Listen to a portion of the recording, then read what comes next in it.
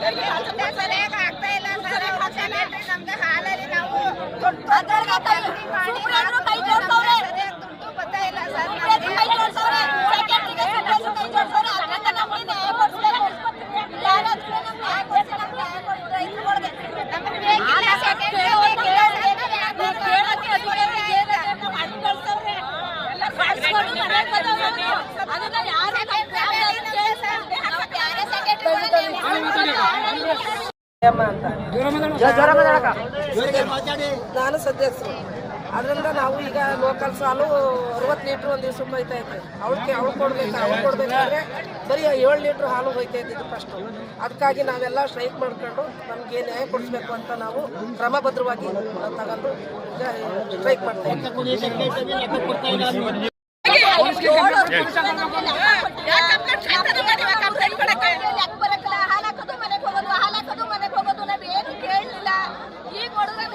ಪೂರ್ತಿ ಅನ್ಯಾಯ ಆಗದೆ. ಎಷ್ಟೇ ದುಡ್ಡು ಹೋಗೋದು ನಮಗೆ ಲೆಕ್ಕೂ ಇಲ್ಲ, ಬಂದ್ರೂ ಇಲ್ಲ. ನಮ್ಗೆ ಲೆಕ್ಕ ಕೊಡವಾದ್ರೆ ಲೆಕ್ಕ ಕೊಡವಾದ್ರೆ ಬರೀ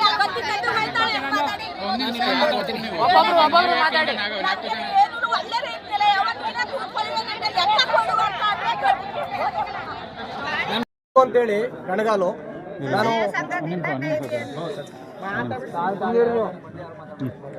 ನನ್ನ ಹೆಸರು ಮಧು ಅಂತೇಳಿ ಕಣಗಾಲು. ನಾನು ನಮ್ಮ ತಾಯಿ ಹೆಸರಲ್ಲಿ ಹಾಲು ಹಾಕ್ತಾ ಇದ್ದೀವಿ. ನಾನು ಡೈಲಿ ಹಾಲು ತರ್ತಾ ಇದ್ದೀನಿ. ಕಣಗಾಲು ಡೈರಿಲಿ ಏನಾಗಿದೆ ಅಂದರೆ, ಮೊದಲು ಇದ್ದಂಥ ಕಾರ್ಯದರ್ಶಿ ತುಂಬ 7 ವರ್ಷದಿಂದ ತುಂಬ ಅವ್ಯವಹಾರಗಳ ಮಾಡಿಬಿಟ್ಟಿದ್ದಾರೆ. ಮೊದಲು 2 ವರ್ಷ ಬಾಡಿ ಇರಲಿಲ್ಲ, ಯಾರು ಹೇಳೋರು ಕೇಳೋರು ಇರ್ತಿಲ್ಲ. ನಾವೀಗ ಹೊಸದಾಗಿ ಕಣಗಾಲು ಹಾಲು ಉತ್ಪಾದಕರ ಮಹಿಳಾ ಸಹಕಾರ ಸಂಘದಲ್ಲಿ ಹೊಸ ಬಾಡಿ ಬಂದ್ಮೇಲೆ 1-2 ದಿನ 3 ದಿನ ಈ ಲೋಕಲ್ ಸೇಲ್ ಹಾಲು ಅದು ಇದು ಲೆಕ್ಕಾಚಾರ ಕೇಳಕ್ ಹೋದ್ರು. ಲೆಕ್ಕಾಚಾರ ಕೇಳಕ್ ನೀವ್ಯಾರು ಹಾಗೆ ಹೇಗೆ ಅಂತ ಸೆಕ್ರೆಟರಿ ಅವರು, ಮೆಂಬರ್ಗಳು ಹಾಗೂ ಅಧ್ಯಕ್ಷರ ಮೇಲೆ ಸ್ವಲ್ಪ ದೌರ್ಜನ್ಯವಾಗಿ ಮಾತಾಡಕ್ಕಾದ್ರು. ಆಗ ಇವರೆಲ್ಲ ಬೇಸೆತ್ತು, ಯಾಕೆ ಹಿಂಗೆ ನಮಗೆ ರೆಸ್ಪೆಕ್ಟ್ ಕೊಡ್ತಿಲ್ಲ ಅಧ್ಯಕ್ಷರು, ನಾವು ಮೆಂಬರ್ ಆದ್ರೂ ಯಾವ ಲೆಕ್ಕ ಕೊಡ್ತಿಲ್ಲ ಏನು ಅಂತ ಕೇಳಿದ್ರು ಕೊಡ್ತಿಲ್ಲ. ಕೊನೆಗೆ ಸೂಪರ್ವೈಸರ್ ಕರ್ಸಿದ್ರು ಕೂಡ ಅವರು ಸರಿಯಾಗಿ ಲೆಕ್ಕ ಕೊಡ್ದಾನೆ ಎಲ್ಲ ತಿಪ್ಪೆ ಸರ್ಸರು ಎಲ್ಲ ಕರೆಕ್ಟಾಗಿದೆ ಅನ್ಕೊಂಡು ಇದು ಮಾಡಿದ್ರು. ಈಗ ಇವರೆಲ್ಲ ಬೇಜಾರು ಬಂದು ಮೆಂಬರ್ಗಳೆಲ್ಲವ ಬಾಡಿಯವರು ತೀರ್ಮಾನ ಮಾಡ್ಕೊಂಡು ಏನು ಮಾಡಿದ್ರು, ಸದ್ಯಕ್ಕೆ ಸೆಕ್ರೆಟರಿನ ಅಮಾನತ್ನಲ್ಲಿ ಇಡೋಣ, ಏನು ಅವ್ಯವಹಾರ ಆಗಿದೆ ಕಂಡಿಡಿಯೋಣ 4 ದಿನ ಅಂದ್ಬಿಟ್ಟು ರೆಗ್ಯುಲೇಷನ್ ಮಾಡಿಕೊಂಡು ಅಮಾನತ್ನಲ್ಲಿ ಇಟ್ರು. ಅಮಾನತ್ನಲ್ಲಿ ಇಟ್ಟ ಮೇಲೆ ಏನಾಯ್ತು, ಈಗ ಬರೀ 3 ದಿನ ಹಾಲಳಿಸಿದ್ದಾರೆ. ಪತ್ರಿಕಾ ಮಾಧ್ಯಮದವರೇ ದಯವಿಟ್ಟು ಕೇಳಿ, ಬರೀ 3 ದಿನ ಹಾಲಳಿಸಿರೋದು. ಒಂದು ದಿನಕ್ಕೆ 50ರಿಂದ 60 ಲೀಟ್ರ್ ಲೋಕಲ್ ಸೇಲ್ ಹೋಗ್ತಾ ಇದೆ.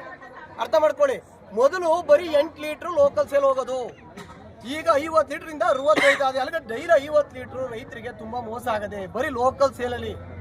ಇನ್ನು ಮುಂದಕ್ಕೆ ನಾವು ಇನ್ನೂ ದಾಖಲಾತಿಗಳು ಕಂಡುಹಿಡಿಬೇಕು ಅಂದ್ರೆ ಯಾರು ಕೂಡ ದಾಖಲಾತಿಗಳು ಕೊಡ್ತಾ ಇಲ್ಲ.